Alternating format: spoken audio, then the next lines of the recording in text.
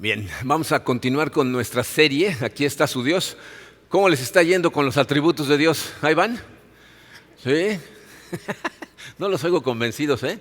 Pero bueno, ahora sí, el día de hoy vamos a estudiar dos más de sus atributos.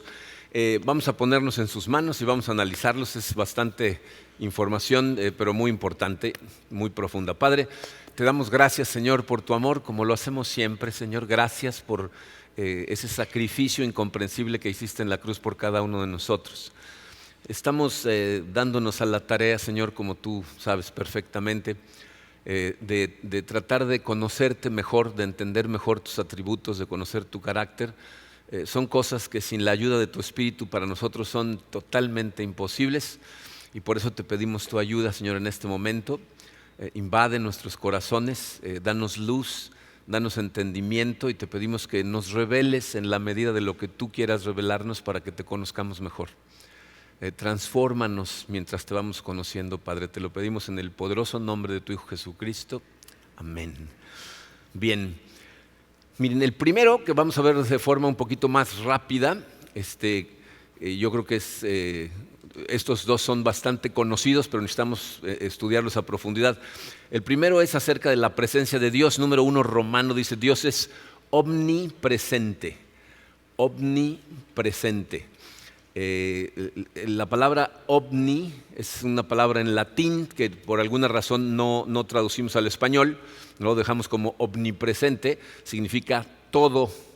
¿Okay? Entonces, esto es lo que significa omnipresente. Les puse en su programa, Dios está presente en todos lados, en toda su plenitud. ¿Okay? Todo presente significa que está presente en todos lados, en toda su plenitud. Si tú escuchaste el mensaje de la semana pasada y asimilaste el concepto de la aceidad de Dios, hablábamos la semana pasada de cómo Dios existe por sí mismo y en sí mismo. Todo fluye de Dios, nada fluye hacia Dios. Él existe por sí mismo. Pablo decía que en Él vivimos, nos movemos y existimos. Y si entiendes eso, pues entonces no es tan difícil entender que Dios esté en todas partes, dentro y fuera de su creación, porque Dios lo es todo. Todo está contenido en Dios. Entonces no puede haber un solo lugar en donde Dios no está. ¿Ok? Bien, les puse en su programa Juan 4, versículo 24, y ahorita les voy a explicar por qué. Dice, Dios es espíritu y quienes lo adoran deben hacerlo en espíritu y en verdad. Ese versículo habla de la espiritualidad de Dios, que es otro de sus atributos, el hecho de que Dios no tiene las limitaciones que tenemos nosotros en nuestro cuerpo humano. ¿Okay? La situación es que dice, la espiritualidad de Dios y la omnipresencia de Dios no son lo mismo. ¿Okay? He escuchado a pastores predicar, incluso he leído libros en donde dicen que porque Dios es espíritu, entonces es omnipresente. Porque es un espíritu, entonces puede estar en todos lados. Pero necesitamos entender que no todos los seres espirituales son omnipresentes. De hecho, el único ser que existe que es omnipresente es Dios. Los ángeles no son omnipresentes. No, si ustedes recuerdan en el capítulo 10 del libro del profeta Daniel, pasa una cosa muy interesante porque Daniel tiene unas visiones y viene un ángel a explicarle esas visiones y llega y le dice, perdón que llegué tarde, pero me entretuvo el príncipe de Persia durante no sé cuántos días, lo cual significa que el ángel Gabriel no podía estar lidiando con el príncipe de Persia y con Daniel al mismo tiempo, tenía que estar en un lugar o en otro. Entonces, los espíritus, no todos los espíritus son omnipresentes. Mucha gente piensa que el diablo es omnipresente. El diablo es uno. Solamente puede estar en un lugar a la vez. Nosotros con lo que lidiamos es con sus secuaces, ¿no? O sea, con el montón de ángeles caídos que lo siguen. Esos son los que lidiamos nosotros con ellos día a día. Pero lidiar con el diablo personalmente, eso no es algo que, no sé, a lo mejor alguno de ustedes es tan importante para el diablo que está lidiando contigo personalmente. Pero normalmente, fíjense, para que se den una idea, vi en la semana las noticias que decían que un grupo de personas de Estados Unidos se habían ido a Ucrania para luchar contra Vladimir Putin.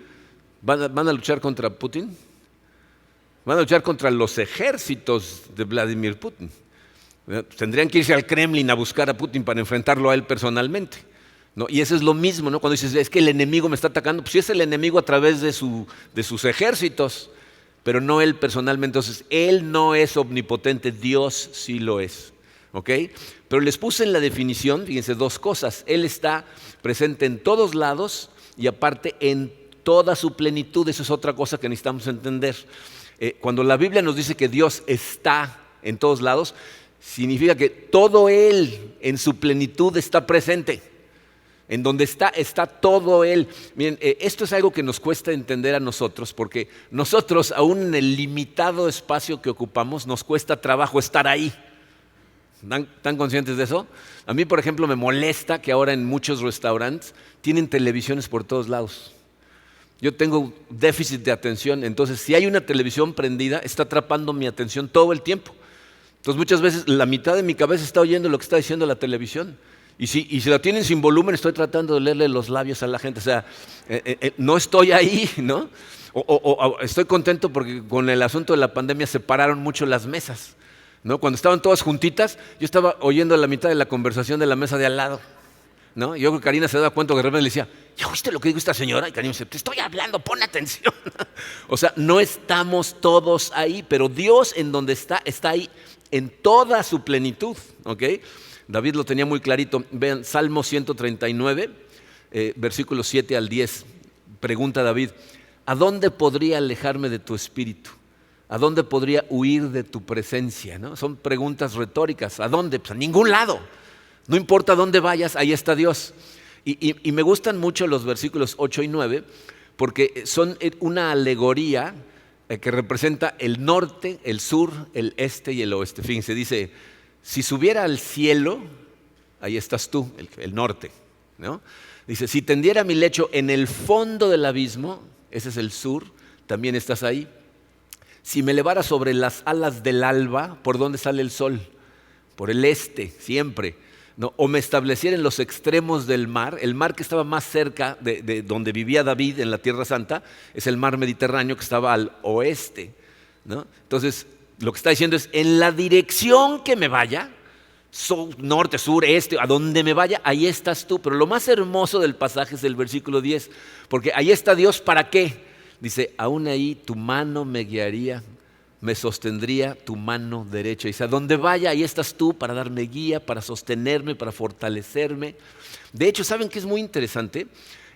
A través de toda la Biblia nos damos cuenta cómo la Biblia nos da una dualidad en cuanto a la dirección en donde Dios reside, ¿no? Hay dos lugares en donde la Biblia nos dice, todo el tiempo lo repite. No les voy a poner la cantidad de versículos que lo dicen porque son un montón, pero por un lado, fíjense, la letra A en su programa dice, Dios se encuentra en su trono en las alturas.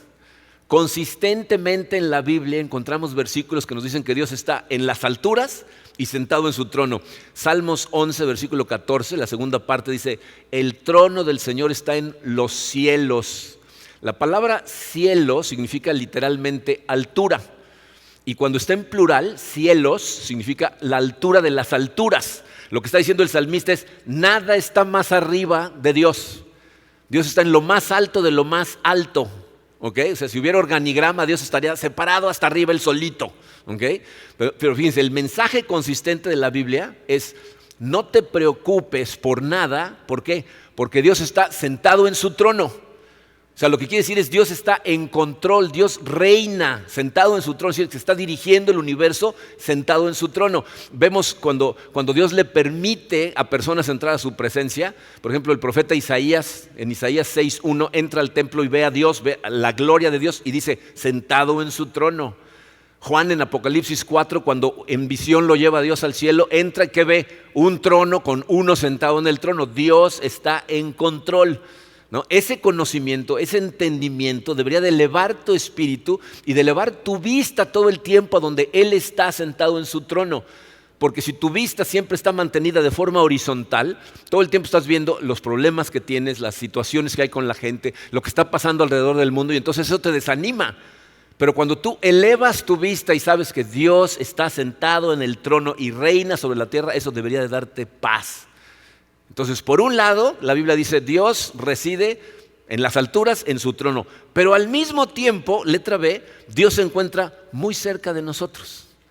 ¿Verdad? También consistentemente la Biblia nos dice que Dios está con nosotros. Jesucristo, después de la gran comisión, que le dijo a sus discípulos: vayan, hagan discípulos de todas las naciones, bautícenlos, enséñenles, y luego ¿qué? Estaré con ustedes siempre, hasta el fin del mundo.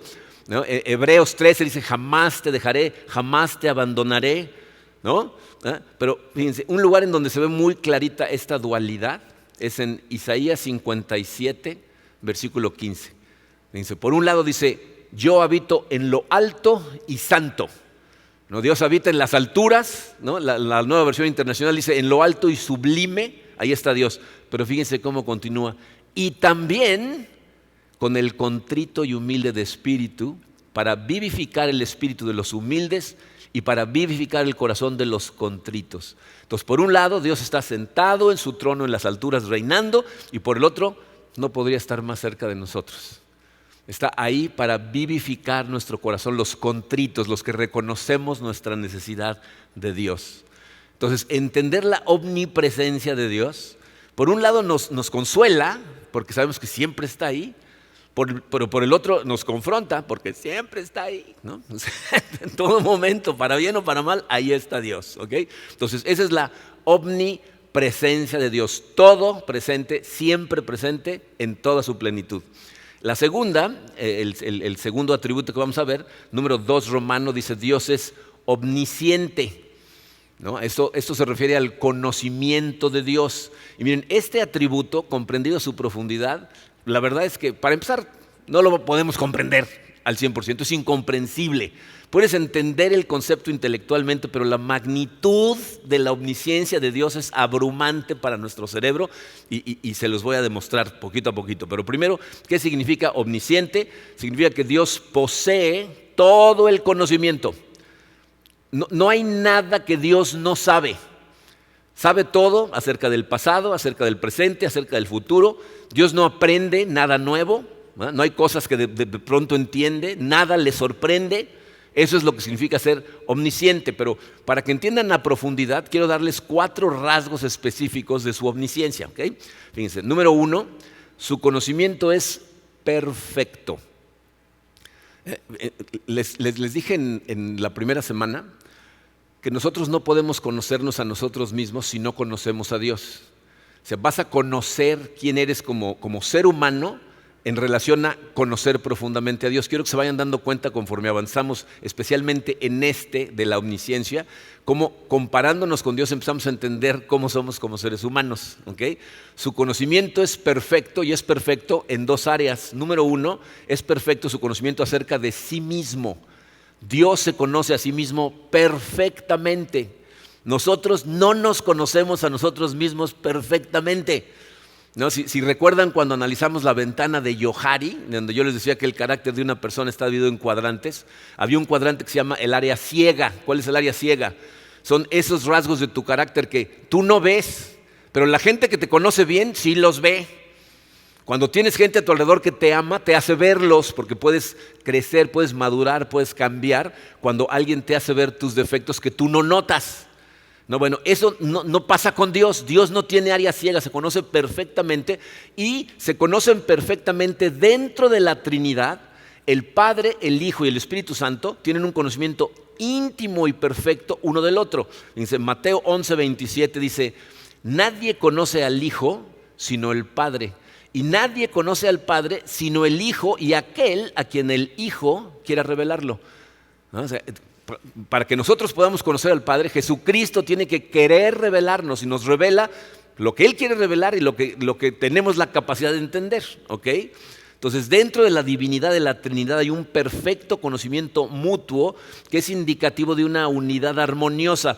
Vean lo que dice 1 Corintios 2, versículo 11. Dice: asimismo, nadie conoce los pensamientos de Dios sino el Espíritu de Dios.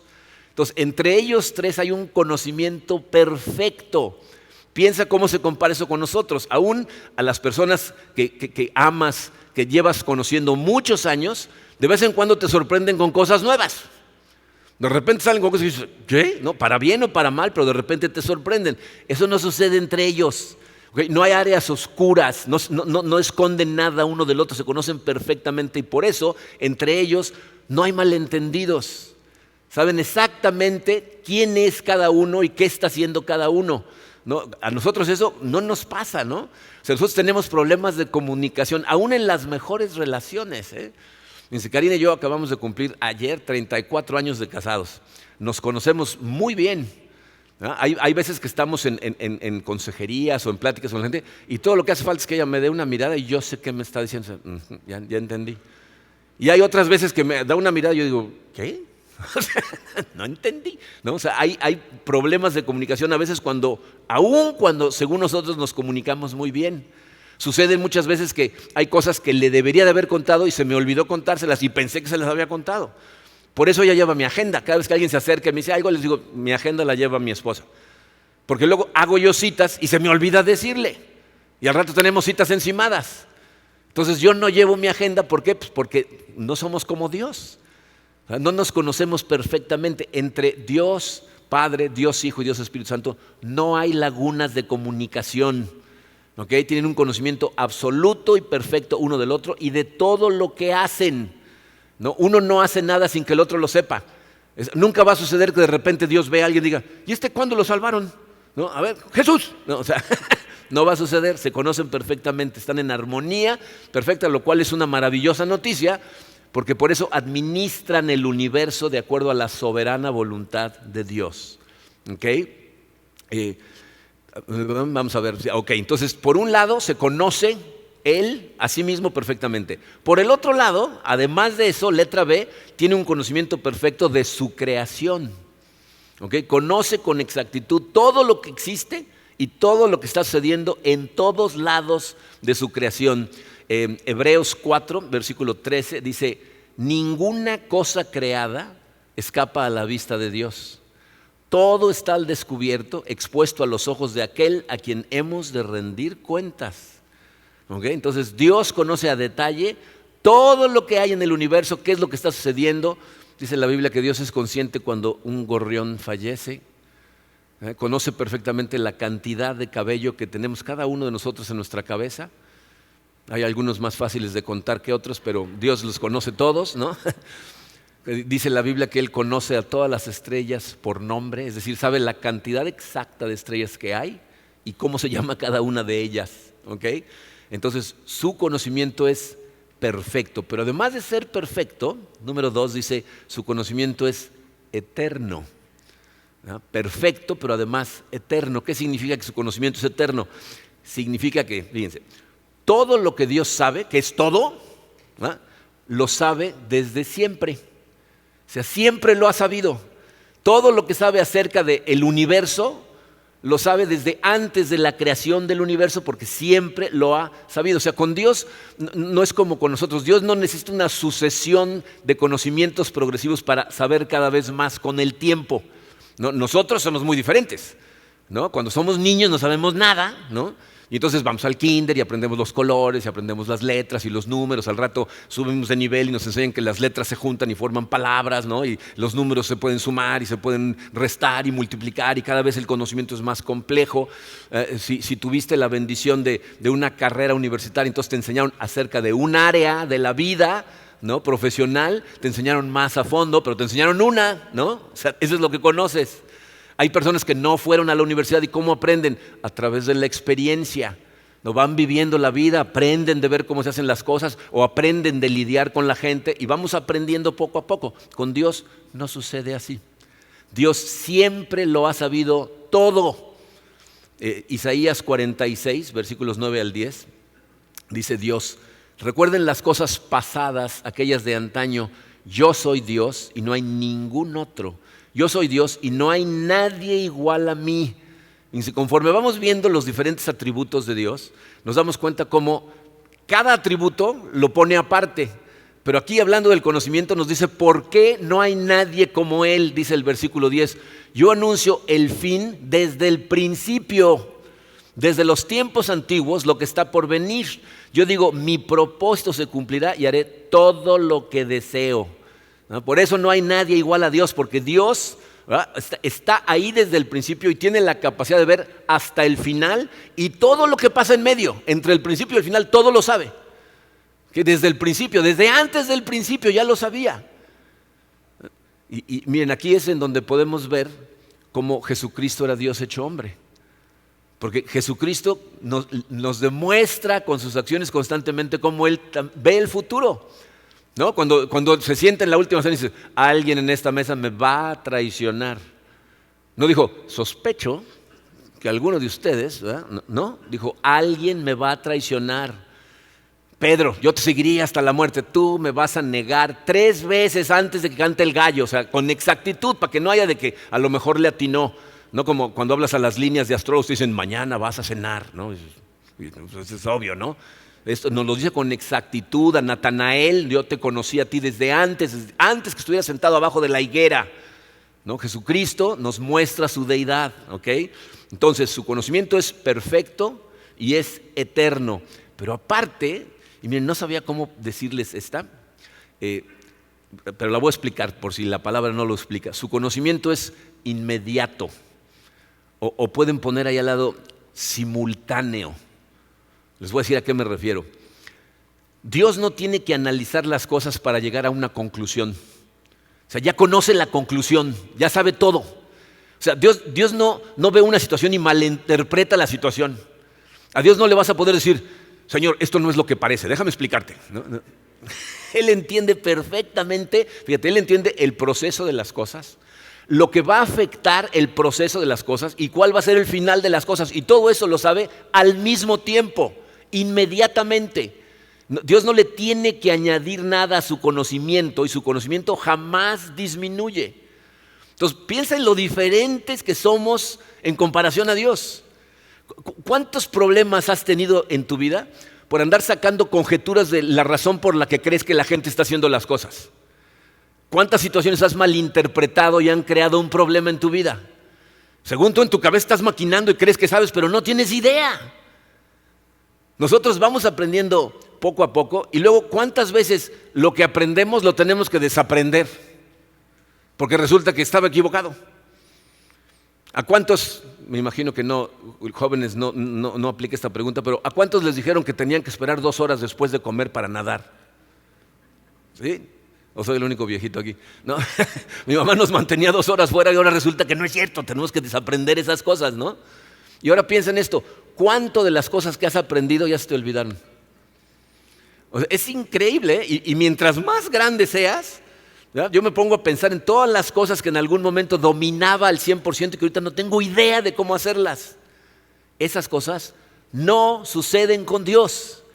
Dios lo sabe todo al mismo tiempo, desde siempre. No conoce algunas cosas mejor que otras, las conoce todas perfecta, eterna e inmediatamente.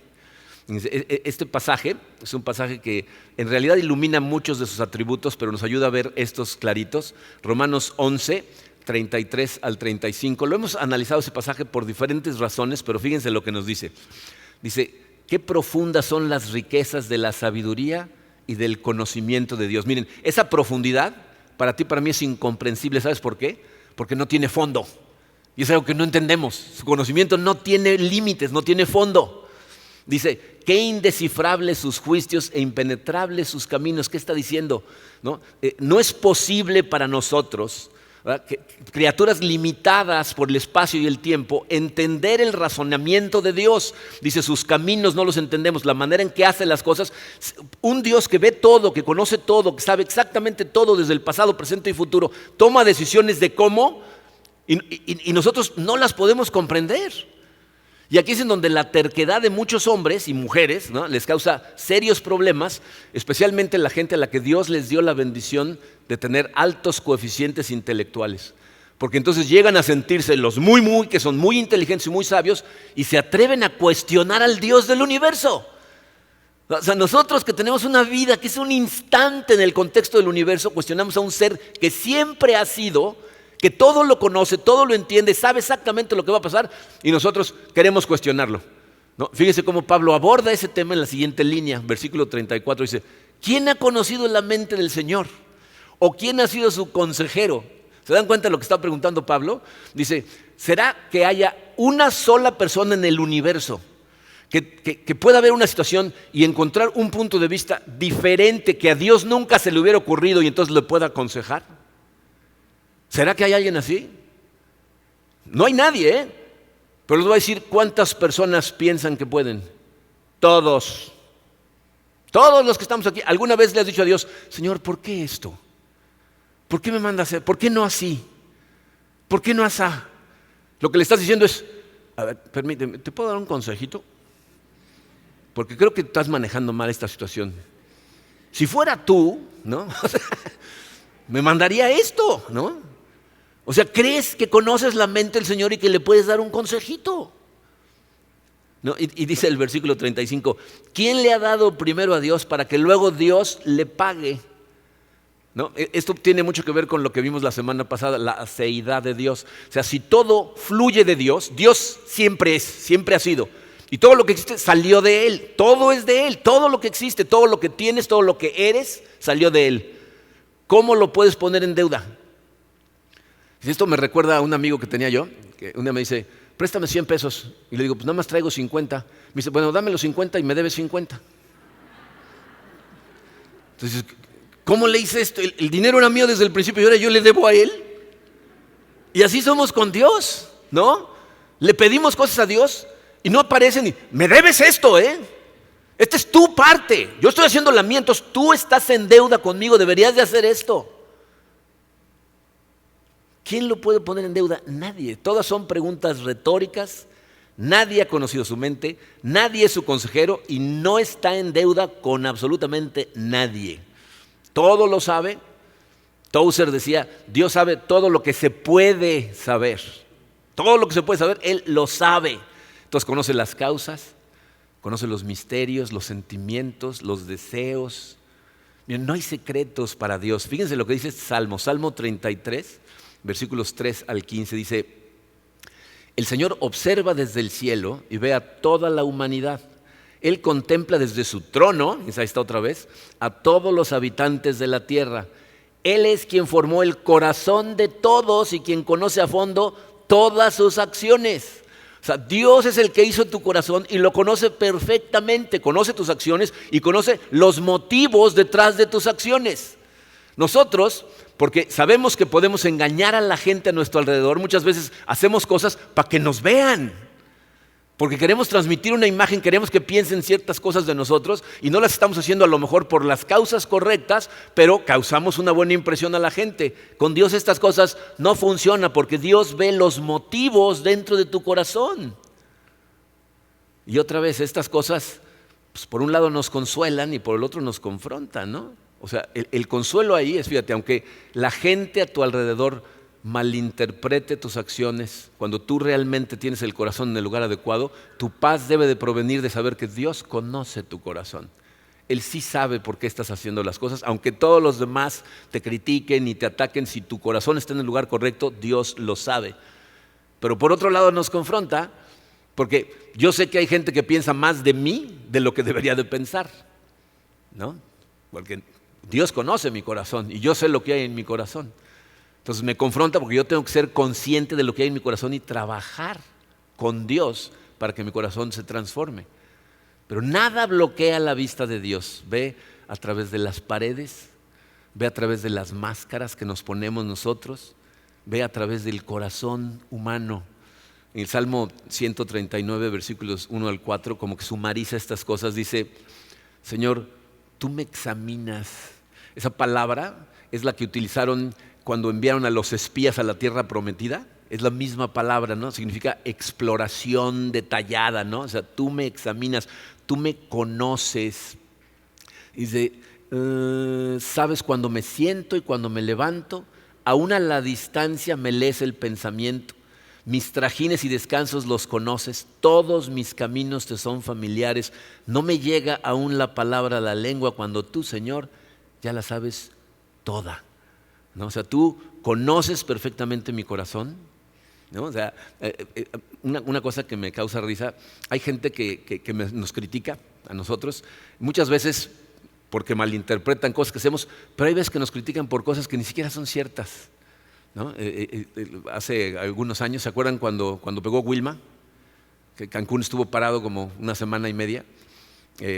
Un pastor, la verdad es que no sé ni siquiera quién es porque me lo contó una persona que estaba ahí, pero yo no estaba ahí. Llamó a varios pastores, invitaron a mucha gente para hacer una junta y a ver cómo podían ayudar a la sociedad. Y esta persona, que era miembro de nuestra iglesia, de alguna manera se enteró y estaba ahí presente y les preguntó, ¿por qué no invitaron al pastor Marco Monroy? Y uno de los que estaba ahí, de los pastores organizadores, dijo, no, el pastor Monroy está jugando golf, ¿no? Y todos se rieron. Yo nunca he jugado golf en mi vida, ¿no? O sea, no sé de dónde lo sacó, pero les voy a decir por qué me da risa. Porque esas personas no conocen mi corazón. Dios sí lo conoce. Si lo conocieran como Dios conoce mi corazón, tendrían peores cosas de qué hablar que si juego golf o no. O sea, pero no lo conocen, nada más inventan. Y también conoce el tuyo, no me juzgues. Pero bueno, Dios, así como somos, nos conoce, nos perdona, nos ama. Su amor, como su poder y su conocimiento, jamás se extingue, jamás disminuye. ¿No? Esa palabra conoce se refiere a un conocimiento íntimo y personal. Dice, sabes cuando me siento y cuando me levanto, o sea, sabes todo, ¿no? Cuando me siento, cuando me levanto. Es como cuando Pablo dice, predica, sea o no sea oportuno. ¿Qué está diciendo? En todo momento, no predica. Bueno, aquí dice, me conoce si me siento o si me levanto, o sea, haga lo que haga. Todos mis caminos te son familiares. Miren, eso muestra una profundidad de conocimiento. Hasta las conexiones neuronales que dictan tus comportamientos, Dios las conoce. O sea, a ese nivel te conoce. Dice, mis trajines y descansos los conoces. Y esa palabra ahí, conoces, tiene un significado diferente. Significa dispersar, separar. Es como lo que hacían para separar el trigo de la paja. ¿No? Entonces dice, entre mis trajines y mis descansos, dice, tú sabes exactamente lo que estoy haciendo, cuando lo estoy haciendo y por qué lo estoy haciendo. Fíjate, nadie te conoce más a profundidad que Dios, ni tú mismo. Nos autoengañamos pensando que nos conocemos, pero a Dios no lo engañamos. Y aquí la parte más impactante es, dice, no me llega aún la palabra a la lengua cuando tú, Señor, ya la sabes toda. Tú ni siquiera sabes qué vas a decir, Dios ya sabe. ¿No? Empieza a pensar cosas, Dios sabe lo que estás pensando. ¿A quién les recuerda esto? ¿No les recuerda a Jesucristo? ¿Cuántas veces lo vemos en el Nuevo Testamento que está en un cuarto y de repente alguien piensa algo y Jesucristo, a ver, tú, ¿por qué estás pensando esto? ¿No? O sea, yo no sé qué hubiera hecho yo si estuviera en presencia de Jesucristo, repasando la tabla del 5 todo el tiempo, ¿no? Porque lo que estés pensando te va a cachar, ¿no? ¿No? Pero bueno, esto nos muestra claramente cómo Dios tiene un conocimiento profundo, perfecto del pasado, presente y futuro. Y obviamente no nada más hablo del futuro a pequeña escala, ¿no? O sea, no nada más hablo de lo que estás a punto de decir, ¿no? El libro de Isaías está dividido en dos partes. Y toda la segunda parte del libro de Isaías es Dios comparando a los ídolos tontos que no tienen ningún conocimiento con un Dios que ve todo el futuro y todo, pasado, presente y futuro, al mismo tiempo. Pero este último rasgo que les voy a dar es el más alucinante para mí, que nos va, o sea, a mí me cuesta trabajo nada más tratar de entenderlo. Dios conoce, dice el número 4, todas las posibilidades. Todas las posibilidades. Esto es asombroso, fíjense. Dios no solo conoce todo lo que ha pasado, lo que está pasando y lo que va a pasar, Él también sabe qué hubiera sucedido si cualquier cosa en la historia hubiera sido diferente. Todas las posibles posibilidades las sabe Dios.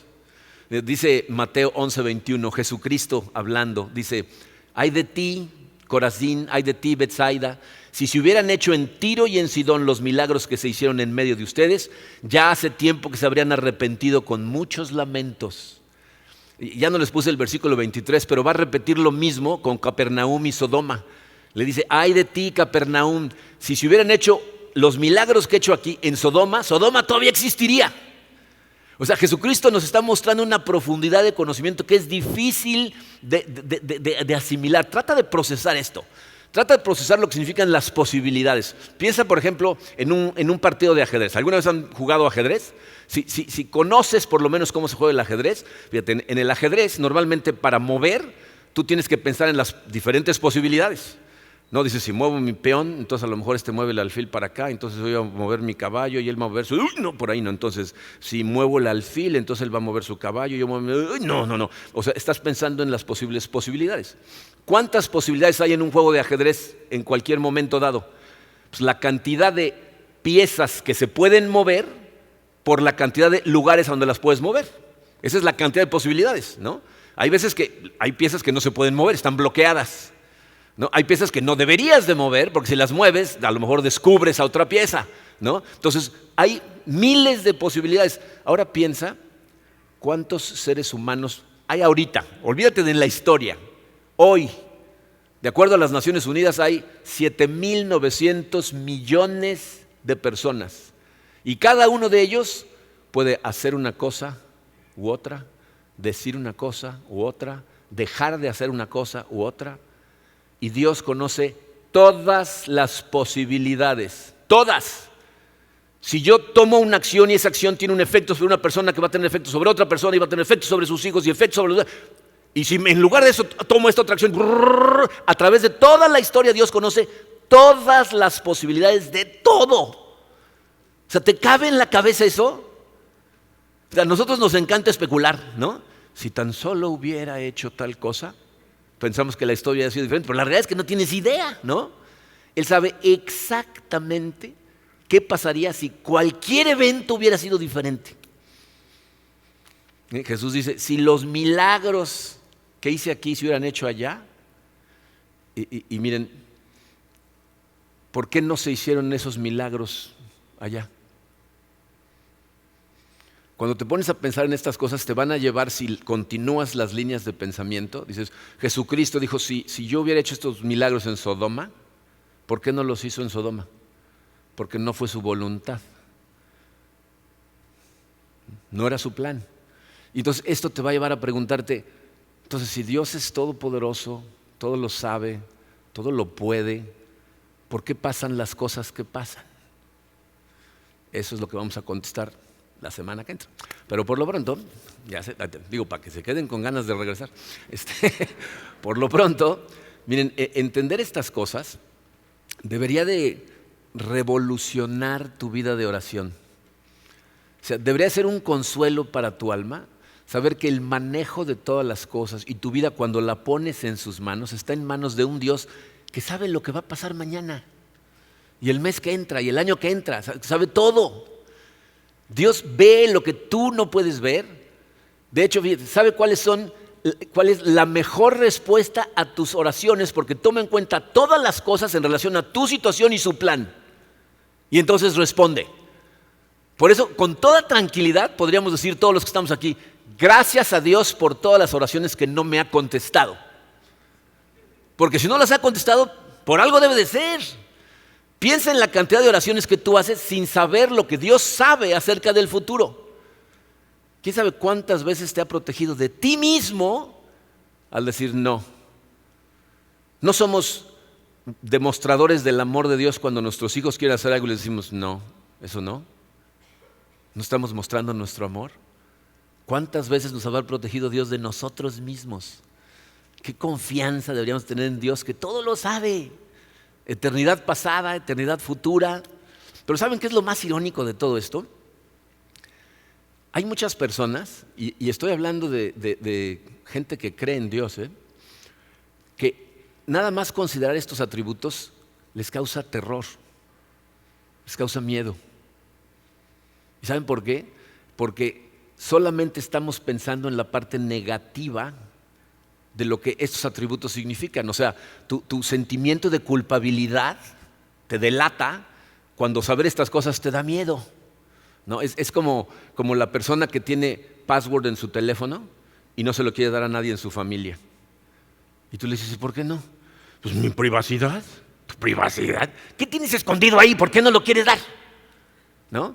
Y entonces esa gente se molesta cuando se entera que Dios sí sabe su password. Sabe el password, sabe todo lo que hay en el teléfono. Y entonces esa es la sensación de culpabilidad. Y dice, ¿todo lo ve? ¿Todo lo sabe?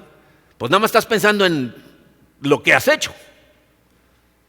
Pero no estás pensando en el lado positivo de estos atributos.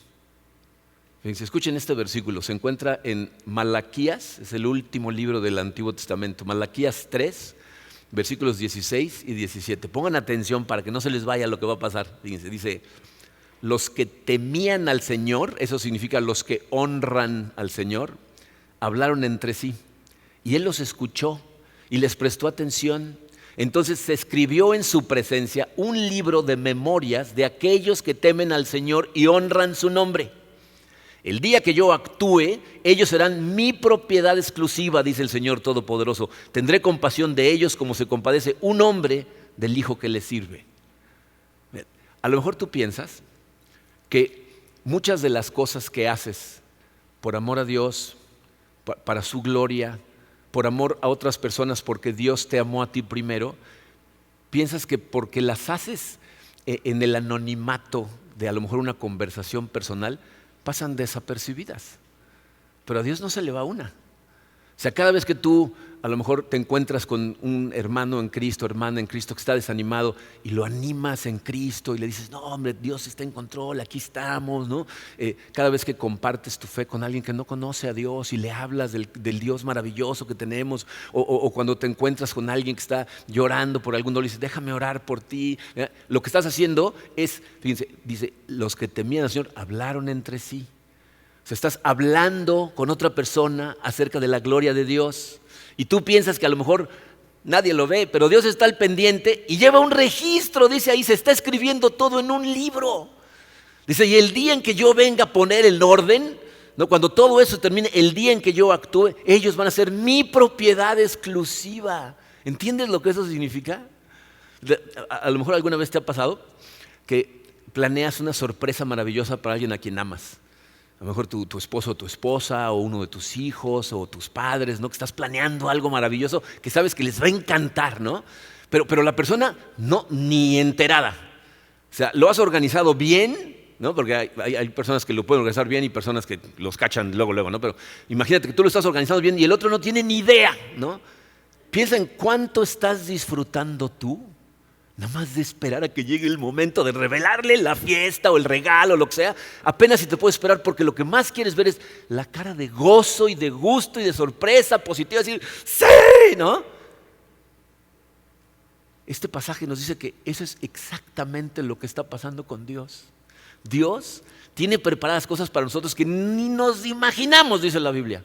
Y apenas si puede esperar a que un día llegues y veas lo que realmente es. Saber que Dios está en todos lados, que todo lo sabe, que todo lo escucha, debería motivarnos para vivir para su gloria, porque sabemos que está pendiente, que nos ama con todo el corazón y está esperando para sorprenderte con algo. Cuando lo veas vas a decir, ¡sí! Eternamente, eternamente. Ese es el Dios maravilloso, que nos ama y su amor jamás disminuye. Vamos a orar.